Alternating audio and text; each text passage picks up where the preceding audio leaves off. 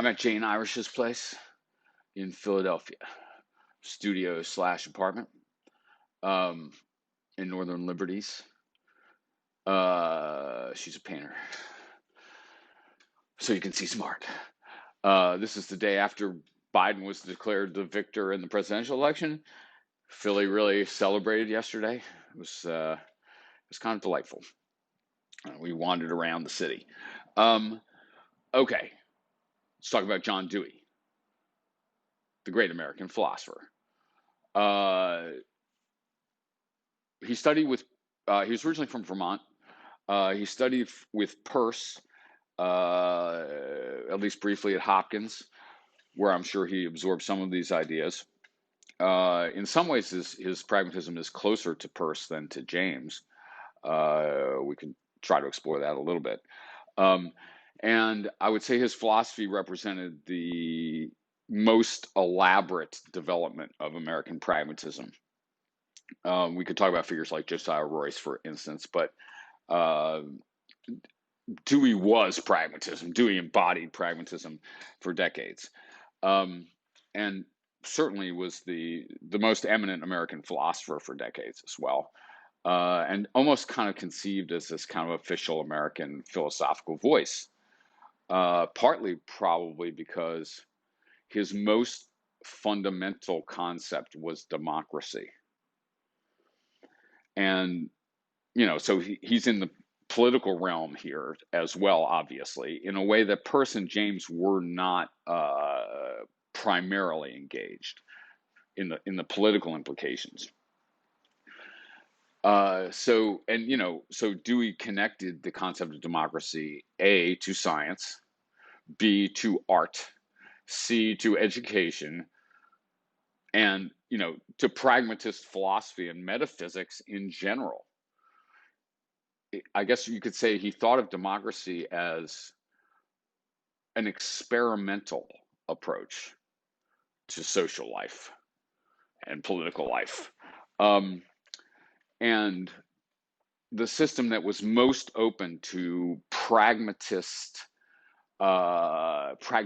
reinvention, right? Like for these pragmatists, we're never necessarily at the final end. We're not looking for utopia. We're looking for constant practical adaptation to conditions and improvement of our society. Democracy approaches that matter, according to Dewey anyway, experimentally. So, and he connects it fundamentally to the theory of education in a really interesting way. And one thing this would involve, and we'll read a little slice of democracy and education as well. I'm going to talk about quest for certainty today, or here. And one feature of Dewey on education is kind of respect for the child as a person and respect for individual differences and so on. I think Dewey education could usefully be contrasted with, say, standardized test oriented K-12 education of the sort we've had over the last 20, 30 years, right? Dewey and Arne Duncan are both from Chicago, both educators from Chicago, but I think they're on completely different wavelengths, actually. All right. I did my dissertation on Dewey's art as experience, which is really a beautiful kind of aesthetics of everyday life, among other things, and maybe a pragmatist aesthetics. And also maybe art as experience, the book, also enriches or even shifts what pragmatism means in terms of changing the conception of the relation of means and ends, which is, after all, so central to pragmatism in various ways. Maybe that's neither here nor there. I'm trying to introduce Dewey very briefly. Sadly, he got kind of dropped. So pragmatism became incredibly, in a way, like classical American pragmatism became incredibly unfashionable when analytic philosophy of language and science took over the American Academy circa 1950. as Dewey was an old man. And from being the most read American philosopher in history, probably, unless we count Emerson, Dewey went to being just kind of a footnote at best, like something you had to dig in among the old stacks to find his books and stuff like this, just dusty volumes. It's kind of a sad fate, and I think there's so much of interest in Dewey, and not to say he's right about everything, but that's kind of too bad. What happened to American pragmatism and to John Dewey? Okay, let's talk about the quest for certainty. Do we have a year on that? Maybe not. I should look it up. I'll figure it out. 20s, I think. He's doing a lot in this volume, and even in this chapter, the first chapter, we get something like a diagnosis, a way of reading the whole of, say, Western intellectual history, or even the whole history of human beings, or something like that. I mean, it's very ambitious along these lines. I mean, he's aware that he's providing the most general sketch with not a lot of data, at least in this introductory chapter. What it gives is what Nietzsche called a genealogy of philosophy in particular, but sort of cultural formations much larger than philosophy as well, and the relation of philosophy to those cultural formations. Like, he's an anti-Platonist. We'll discuss what that means briefly. He's an anti-dualist. He spent a lot of his career kind of ranting against Cartesian dualism, not ranting against it, showing many of its insufficiencies and giving alternatives to it. And he kind of read a lot of what had gone wrong, according to him, with Western intellectual history in terms of invidious dualisms. Ways of separating stuff into black and white categories like body and mind is just one example. All right, but it's an emblematic example. Even in here, and the body-mind distinction is central here in a way, which he denies, that practical activity, physical activity, is denigrated in the tradition, and theoretical activity, intellectual activity, is privileged. They're contrasted, they're separated invidiously. Bad. It's a bad thing that they are. And in a way, even the class distinctions of the society, the physical laborers versus the managerial class and stuff like this, as Dewey sees it as he's writing or whatever in the early 20th century, mirrors this kind of structure of Cartesian dualism. The body being deprivileged or whatever, okay, in relation to the mind. All an imaginary construction, according to Dewey, all a kind of mistake, or a kind of phase on the road to something a little more satisfactory, even an inevitable phase. So what he does is he doesn't try to refute anybody. He doesn't attack. He discusses Plato. He discusses Aristotle. Later on he discusses Hume, Descartes, Kant. He doesn't refute any of their arguments. He gives a genealogy and a diagnosis. He tells the story. He re-narrates the history of philosophy to culminate in pragmatism. And that's an art of many sort of top-end philosophers. They'll narrate the whole history of philosophy to culminate in what they're doing right then. Right? I mean, Dewey was not quite the sort of egomaniac that indicates, but there is a certain, it's a way to try to justify.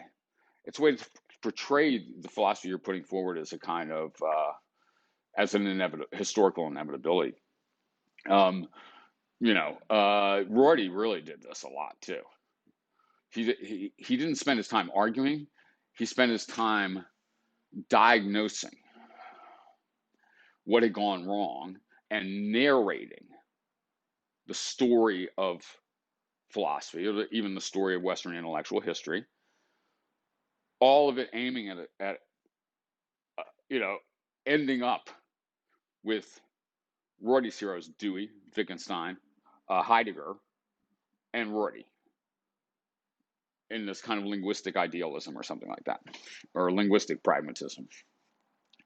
All right. So, but that makes it sound worse than this, because this is a very interesting structure. Now, it's also very kind of simplistic structure, and like I say, he's aware of that, and he works on the details, some of the details, in the fuller presentation than we're seeing. You might also be put off by some of the terms he uses, especially early in the discussion, where he's talking about primitive and savage beliefs and things like this. I mean, basically, like I say, he's about the most mellow person you ever saw politically and stuff like this. And he's basically just using the vocabulary of contemporary anthropology, then contemporary anthropology, which he is reading. Like we're not that happy with primitive and savage as categories and stuff like this, but it's hard to look at any text from this period that would deal with that at early man or tribal cultures or whatever at all without using those kind of terms. But okay, so the overall structure of the history of human thought, philosophy, and science, which were only distinguished fully maybe in the 18th and 19th centuries, for Dewey has three phases.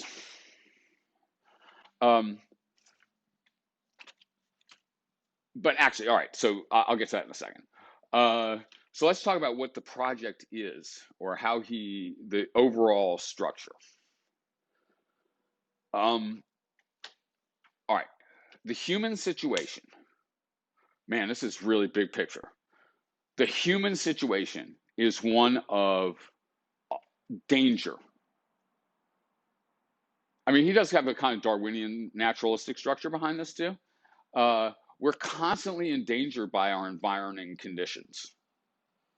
I mean, that's really the condition of animal life on Earth. We face all these situations which endanger us, and the basic question of human life is, how are we going to deal with that? How can we overcome these dangers? Disease, disaster, even like, say, war, tribal war, or something like this.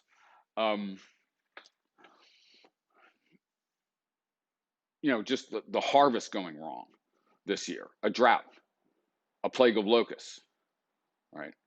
All the uncertainties, right? And we're talking about people whose lifespan was probably, 28 or whatever.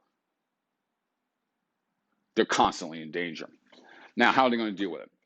So the intellectual history becomes a history of how human beings have grappled with problematic situations, how we have tried to resolve our problems and give ourselves psychological comfort in a condition of radical contingency, where our lives are endangered at every moment that we are alive, in some sense. This might be more evident to you if you were roaming the steppes of Asia in 5000 BC than it is right now. Although life is in peril everywhere all the time. Okay, that's the condition, kind of. It is, and it wants to persist, seemingly.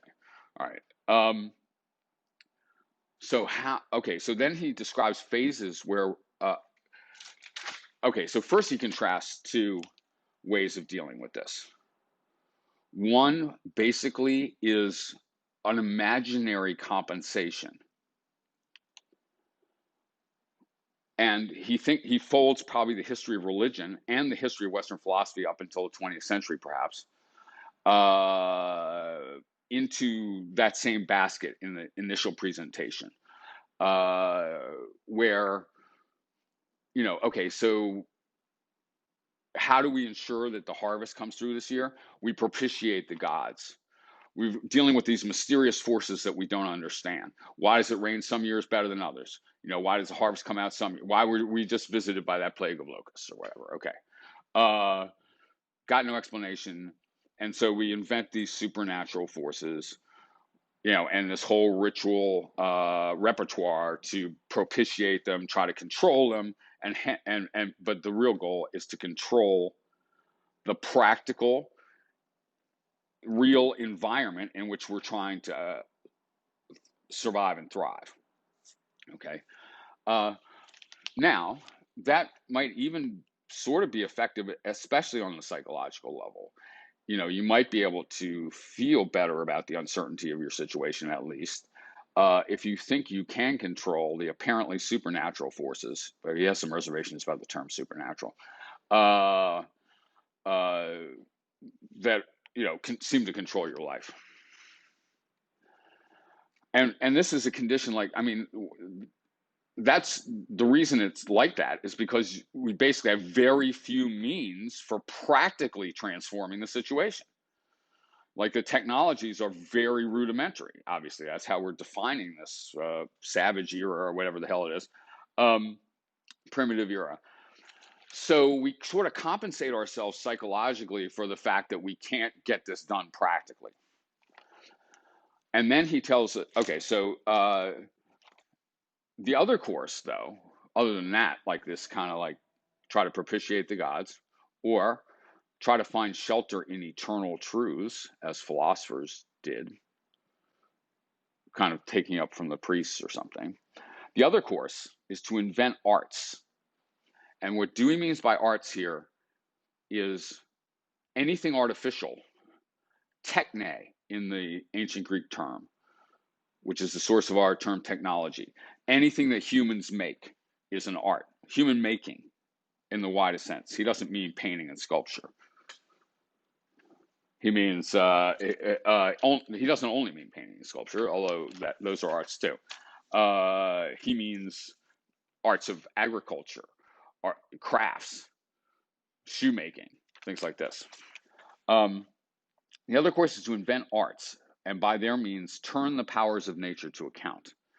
Man constructs a fortress out of the very conditions and forces which threaten him. So we take this material world that threatens us and we transform it into shelters. Okay, like literally, we press it into bricks and build a wall to make us safe. All right. This is the method of changing the world through action, as the other is the method of changing the self in emotion and idea. Like adjusting yourself passively to the forces you confront, or personifying them as gods and so on, and just kind of figuring out how you're going to deal with that, just how you're going to take it, and trying to be on the same side as the forces that you confront, as opposed to mobilizing for action to use those forces to transform your conditions practically. And the latter is associated, and affirming the latter is associated with pragmatism. Okay, and so and it's only the practical activity that has really made a difference in our lives. Okay, that's what's transformed our lives. That's the difference between modern and the ancient world. Actually, is all the practical crafts, all the arts, not propitiating the gods and not discovering eternal true Platonic forms either. One way to describe the problem in Western philosophy that we're emerging from, thinks Dewey, as he writes, is that it denigrates the body and celebrates the mind. All right. As he says, this is on page 4. Work, physical labor has been onerous, toilsome, associated with a primeval curse, Adam's curse. Maybe Eve was condemned to give birth in pain. to give birth to children in pain. Adam was condemned to physical labor. Maybe that's one way the Bible has been read. It's a curse, Adam's curse. It's the fall. Because work sucks, actually. Breaking rocks all day or whatever it might be. Let's helping build the pyramids or something. That hurts, and especially in the conditions of labor, say in 1000 BC or something. It's been done under compulsion, work, physical labor, and the pressure of necessity, while intellectual activity is associated with leisure. On account of the unpleasantness of practical activity, as much of it as possible has been put upon slaves and serfs. So this mind-body dualism is mirrored in a class structure or structures of oppression or extreme hierarchies of power and wealth. Thus, the social dishonor in which this class was held was extended to the work they do. There's also the age-long association of knowing and thinking with immaterial and spiritual principles, and of the arts, of all practical activity and doing and making with matter. So there's association of knowing and thinking with the higher spiritual realm, but physical labor with the lower, degraded, animal, physical, natural realm. And if you take that structure and look at the history of Western philosophy, I do think you're going to see it everywhere. Like he's on something completely fundamental to the Western tradition, I think. And also explanatory of a lot of our political situations as well, and our class structures to some extent. For work is done with the body by means of the mechanical appliances, and it is directed upon material things. The disrepute which has intended the thought of material things in comparison with immaterial thought has been transferred to everything associated with practice, which is devalued. So if you're thinking Marx, the way the proletariat is devalued or something, he's not a Marxist. He knows Marx though. The class structure of physical labor and capitalism mirrors this kind of dualistic spirit versus matter distinction.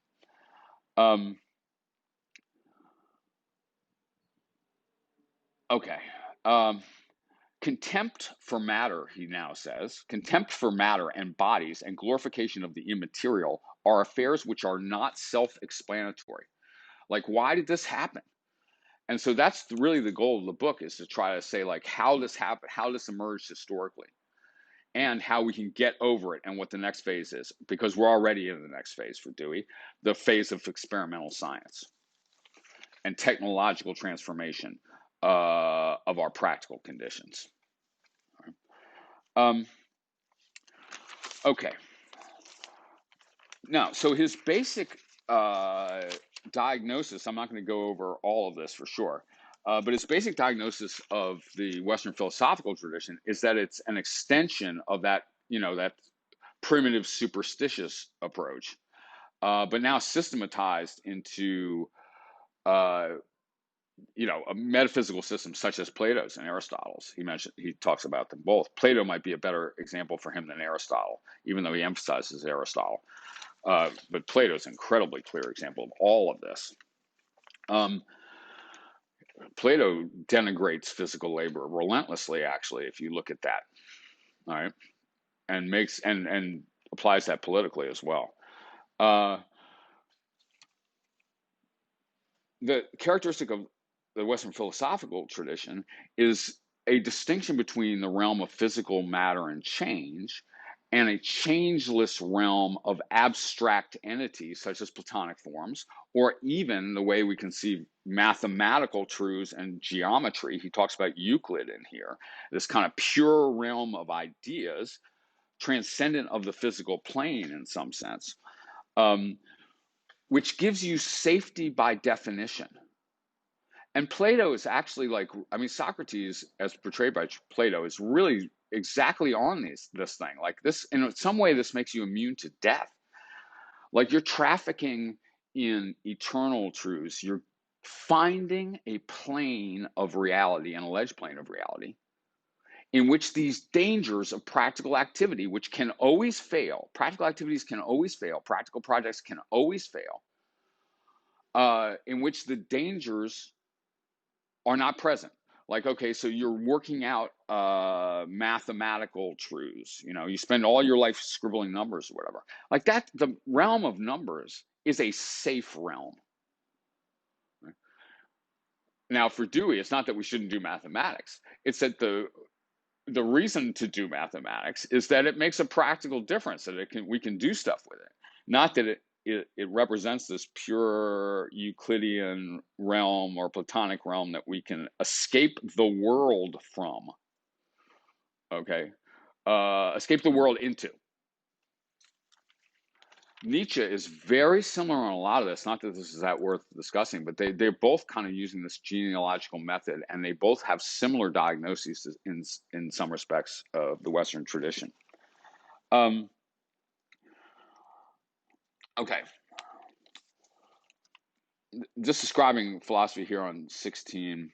But with all our gratitude for these enduring gifts of people like Plato, Aristotle, Descartes, Kant, we cannot forget the conditions which attended them, for they brought with them the idea of a higher realm of fixed reality, of which alone true science is possible, true knowledge is possible. Like, even in Hume, for example, like in a way we can have knowledge of relations of ideas, abstract truths, such as mathematics, of a much more certain variety than our knowledge of matters of fact. Relations of ideas we can know. So even Hume, the empiricist with his feet on the ground, is kind of distinguishing this realm, this pure realm of unchanging truth that follow from our concept, and the empirical realm where we can never be entirely certain, where maybe all our reasoning rests on premises we can't even justify. Right? Well, that's dangerous, right? That kind of uncertainty is dangerous. Okay. They brought with them the idea of a higher realm of fixed reality to which alone true science is possible, and of an inferior world of changing things with which experience and practical matters are concerned. They glorified the invariant at the expense of change, it being evident that all practical activity falls within the realm of change. It bequeathed the notion, which has ruled philosophy ever since the time of the Greeks, that the office of knowledge is to uncover the antecedently real, rather than, as in the case with our practical judgments, to gain the kind of understanding which is necessary to deal with problems as they arise.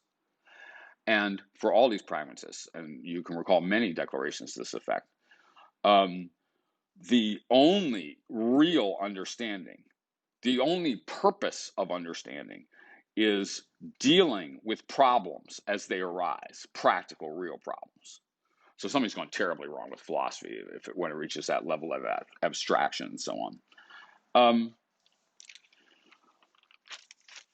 All right, just a couple more points here, and we can talk more about this on Tuesday.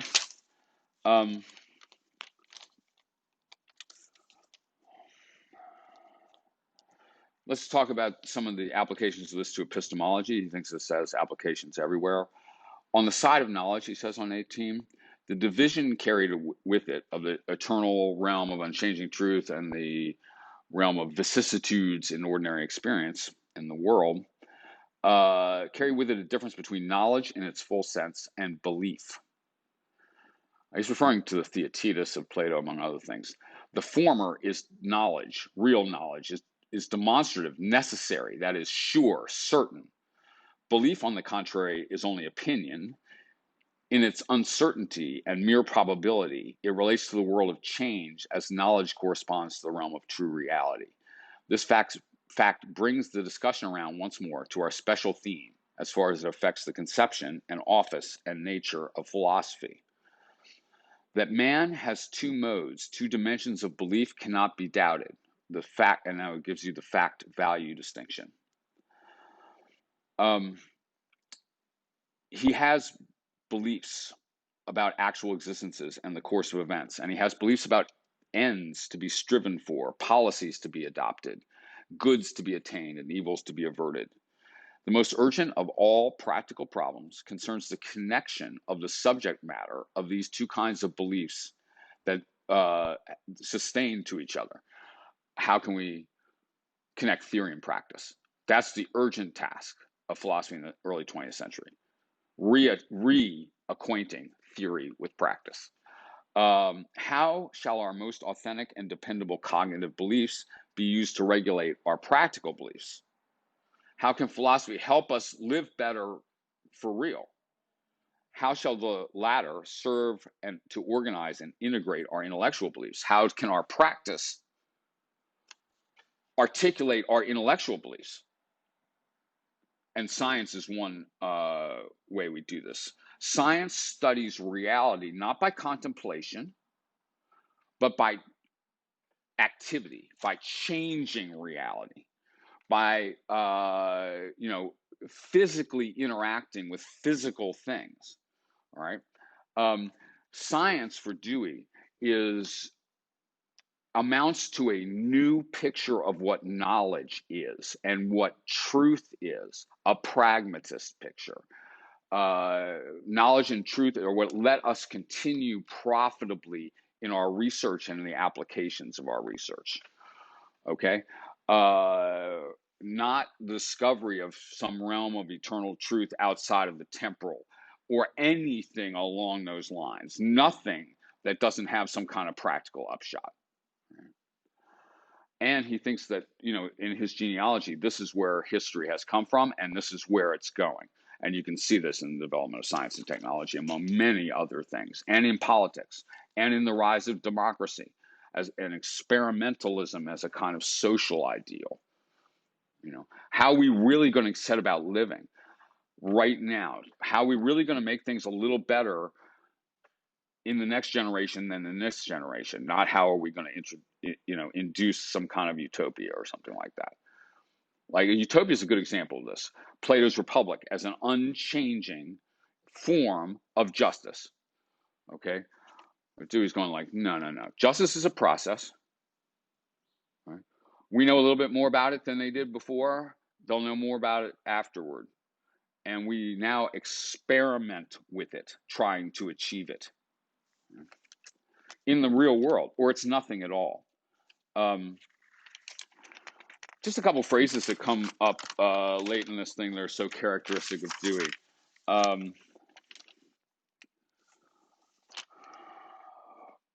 For example, this is on 22. It's such a Dewey formulation of like the basic thing that he's condemning. The separation of knowledge from doing and making. And science reconnects doing and making. And pragmatism is a philosophy appropriate to that. Okay.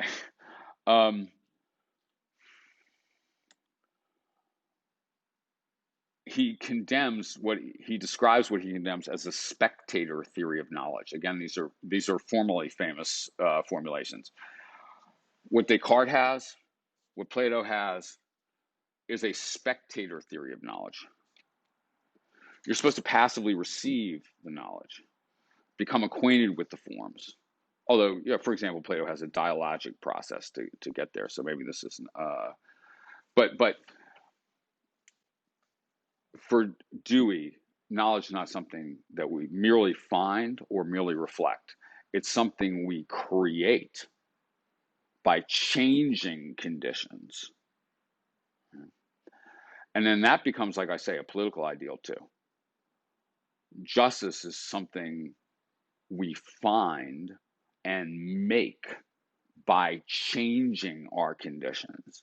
It's a temporal thing, a process, a series of experiments and experiences, not a truth sitting out there or a model society or something like this. All right, so that's kind of a big framework for Dewey. We can do a little more of Quest for Certainty, or there's several other things I'd like to emphasize in even in this pretty brief chapter. And then we'll do this one chapter in Democracy and Education as well on Tuesday on Zoom. Peace from Philly and the art world.